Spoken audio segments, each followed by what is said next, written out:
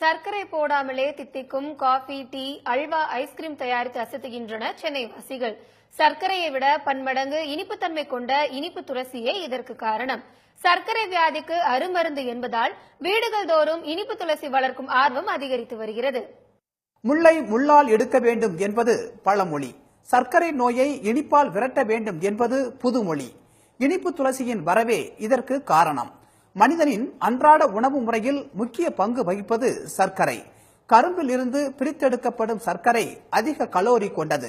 அதனை சர்க்கரை நோயாளிகள் பயன்படுத்த முடியாத நிலை உள்ளது. இதற்கு பதிலாக இனிப்பு துளசியின் இலையை பயன்படுத்துவது இப்போது பிரபலமாகி வருகிறது. ஒரு செடி வச்சாச்சுனாக்கா அது கிட்டத்தட்ட ஒரு 5 வருஷம் வரும். அது கூட 5 வருஷம் நம்ம கட் பண்ணினே இருக்கலாம், 3 மாசத்துக்கு வரைக்கும் கட் பண்ணினே இருக்கலாம்.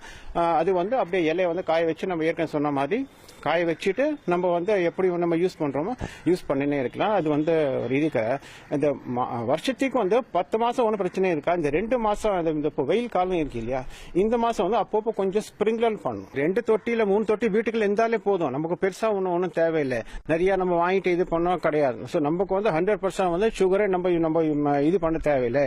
இது போட்டுட்டு நம்ம யூஸ் பண்ணலாம். அதுக்கு ஸ்டீவியா என்று ஆங்கிலத்தில் அழைக்கப்படும் மூலிகை பயிரே தமிழில் சர்க்கரை துளசி அல்லது சீனி துளசி என்று அழைக்கப்படுகிறது.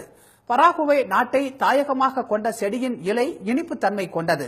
ஜப்பான், கொரியா, சீனா, கனடா மற்றும் தாய்லாந்து வாசிகள் சர்க்கரைக்கு பதிலாக இச்செடியின் இலைகளையே பயன்படுத்துகின்றனர். இந்தியாவுக்கும் வெகு காலத்திற்கு முன்பே இனிப்பு துளசி வந்துவிட்டது என்றாலும் இதன் பயன் குறித்து இப்போதுதான் அதிக அளவில் விழிப்புணர்வு ஏற்பட்டு வருகிறது.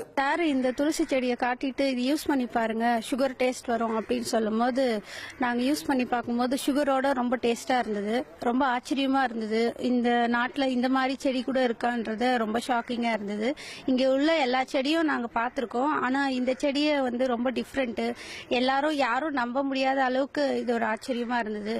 இனிப்பு துளசியின் இலைகள் கரும்பை விட பன்மடங்கு இனிப்புத்தன்மை கொண்டது. Carbohydrate, sodium, magnesium, calcium, phosphorus மற்றும் வைட்டமின் சத்துக்களும் உள்ளன. இதனால் சர்க்கரை, இரத்த அழுத்தம் உள்ளிட்ட பல்வேறு நோய்களுக்கு இனிப்பு துளசி அருமருந்து என்கின்றனர் சித்த மருத்துவர்கள். இதுல மதுரா துளசி, சீனி துளசி, இனிப்பு துளசி என்று பல பேர்ல இதை நான் பயன்படுத்துறோம்.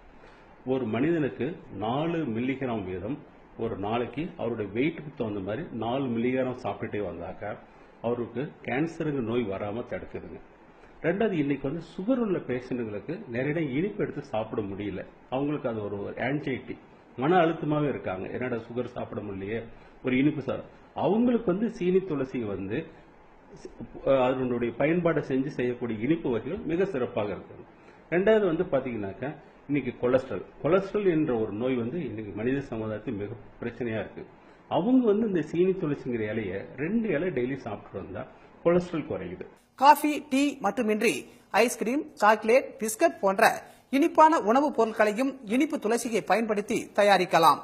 நம்ம ஊர் துளசி செடியை போன்றே வீடுதோறும் இனிப்பு துளசியை வளர்த்து பயன்படுத்தினால் நோயில் வீழாமல் தப்பலாம் என்ற நம்பிக்கை உருவாகியுள்ளது. சன் செய்திகளுக்காக ராம செல்வராஜ்.